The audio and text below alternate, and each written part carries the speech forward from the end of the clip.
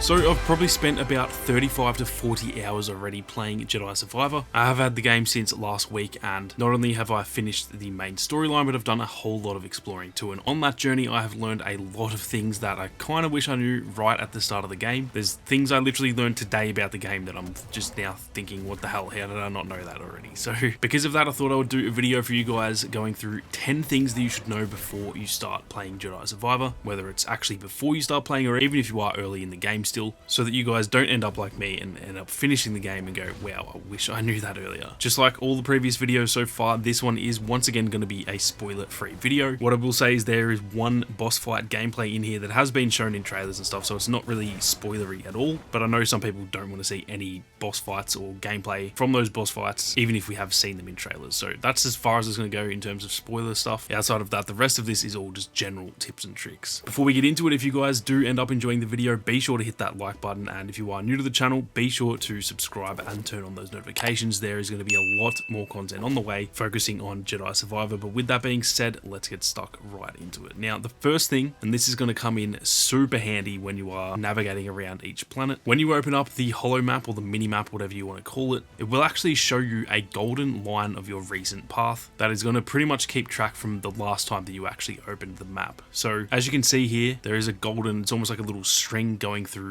different areas of the map, and that is showing essentially where I have come from since the last time that I opened the map. And this is obviously very handy in case you guys do get lost and you need to know where you came from. All you need to do is open up that map and follow that golden string back to where you came from. Now, another tip that kind of comes into the whole navigation side of things, and to be fair, this one was pretty similar in Fallen Order 2, but what you want to do is make sure that you unlock every single shortcut along your playthrough. Anytime you see one of these sort of like pole things with a rope on it, you definitely want to cut that down. There's also some slightly different looking ones. The BD1 can actually activate and create a zip line with. Pretty much anything that looks like you can use it to get around quicker, you want to activate that or unlock that, because those are essentially all shortcuts. Now, how this is going to help is that later down the track, if you are backtracking, you're not going to have to go the whole path anymore. You can pretty much just take a shortcut straight from, say, a meditation point, and so this is going to save you a lot of time later on in the game when you want to get to these same locations that you're going through early on in the story. Now, getting into the next one, and this is the one where I'm going to be showing a bit of boss gameplay. Everyone knows the character Ravis, so mentioning his name doesn't really matter, but if you don't want to see Ravis gameplay, check the timestamps in the description, skip ahead to the next one. But like I said, this has already been shown in trailers anyway, so it's not really spoilers at the end of the day. Now, the reason I'm showing a boss fight is that we all know in this game, when you die,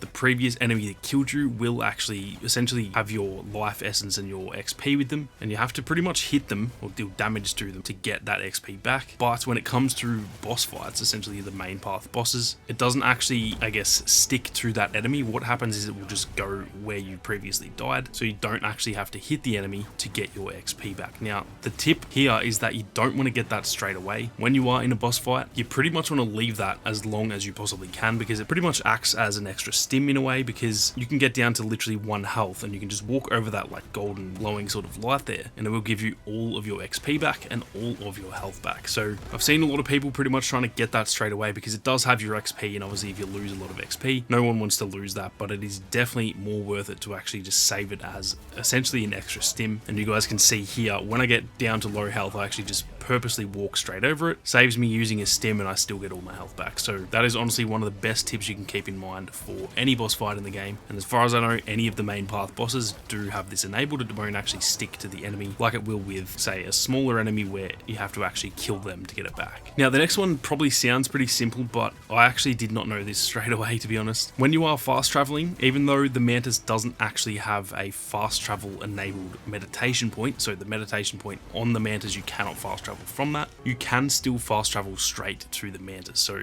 you don't have to worry about fast traveling to the closest meditation point to the Mantis. As you can see on the list there, if you can just go all the way to the top, it will always have the Mantis there, and instead of spawning you at an actual meditation point, it will pretty much just spawn you right at the Mantis. So this will save you a lot of time. I was always spawning, for example, on Kobo, I was spawning back in the basement of Pyloon Saloon and then running up to the Mantis, and then I realized halfway through the playthrough, oh my god, I can literally just spawn immediately at the mantis. I definitely feel like a bit of an idiot for not knowing that. To be fair, there isn't a meditation point there, so it is actually pretty easy to miss this. Now, something else that I think is very easy to miss is that you can actually reset your skill tree whenever you want in this game. In most other games, that is essentially called a respec, and in a lot of games you have to pretty much earn the ability to do that. In this game, as far as I can tell, I haven't done it multiple times, so I'm not sure, but as far as I can tell, you can spend skill points on whatever you want, and at any point you can just reset all of your skill points. This is definitely handy to know if you end up finding a stance, for example, that you like more than the one that you've put all your skill points into. You can literally just reset all your skill trees and then funnel all of those skill points back into the new stance that you do prefer. Now, the next one is actually really handy for anyone who is easily distracted. For example, if you've got kids, it's pretty easy to probably miss bits of dialogue when you're watching a cutscene, for example. Well, in the menu you can actually find recent conversations, and it will pretty much write out everything that was said in the most recent conversation. So if you're watching a cutscene and your kid comes up and asks a question and you end up missing what they actually said, don't worry, you can literally just check that in the menus, and I dare say this is going to save a lot of parents a whole lot of hassle. Now, the next one is a little bit more niche because it's pretty much just for one specific moment in the game, but I'm pretty sure all of you are going to want to find the Rancor and try and beat this boss fight. Now, it is actually a pretty tough boss fight, I won't lie, but one tip to know when you're actually fighting the Rancor is you can actually do what Luke did in Return of the Jedi, and you can actually push a bone into the Rancor's mouth. Obviously, he did it with his hands. You can do it with the Force in this game though, and it is going to pretty much debilitate the Rancor, making it very, very easy to deal a lot of damage. It's not enough to pretty much kill them full health, for example, but you can deal a whole heap of damage while the Rancor can't really do anything to you. So pick one of these bones up with your Force pull, then throw it at the Rancor, and it will make this boss fight a whole lot easier. Now, going back to the map, or the holo map, something that is really, really useful that obviously wasn't in Fallen Order is the ability to put markers on the map. Now, that alone is just a handy tip to know, but one thing that I would say is that if you find an area that you know you're going to have to backtrack to later, for example, if you get somewhere and you just know you don't really have the right skill set to get to that area, but you will be able to go back later,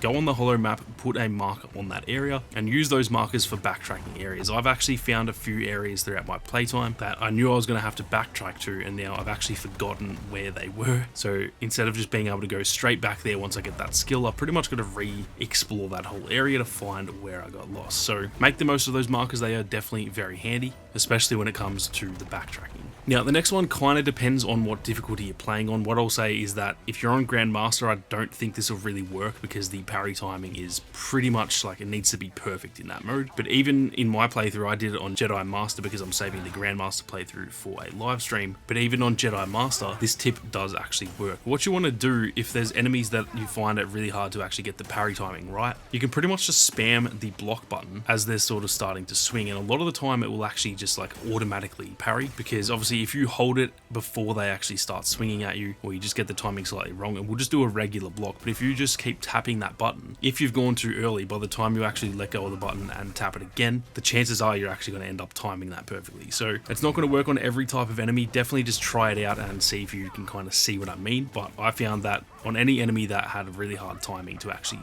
read and get it right, just spam that block button in terms of like tapping the trigger over and over again, and a lot of the time you can get perfect parries a whole lot easier. Now, the 10th and final tip on this list is actually a very, very basic one, and it's something I did not do until the end of the game. You want to take a look through the settings. There's actually some really, really good options in the settings. There's stuff from navigation assist, which will help you find where you need to be going. There's an arachnophobia setting, so if you're actually genuinely scared of spiders, that is obviously a real phobia. You can turn that on and there's going to be no spiders in the game. Now, to be fair, I've finished the game. I don't think I saw a single spider actually, but if you don't want to see spiders, you can turn that off in the settings. And there's even a slow mode, which is going to help a lot if you're really struggling with the game. You can pretty much just make the game slower, which is obviously going to help a lot with your parry timing and essentially just dodging enemies. So I know that one is super basic, but I consider myself a fairly hardcore gamer, and I've literally finished the game and did not look at the settings once. So I dare say if I can miss it, then there is a good chance you guys could miss that too. But those are 10 tips that I personally wish I knew before I had started playing. I've essentially been the guinea pig for you guys, having to play through the game and then realize a lot of this stuff on the way.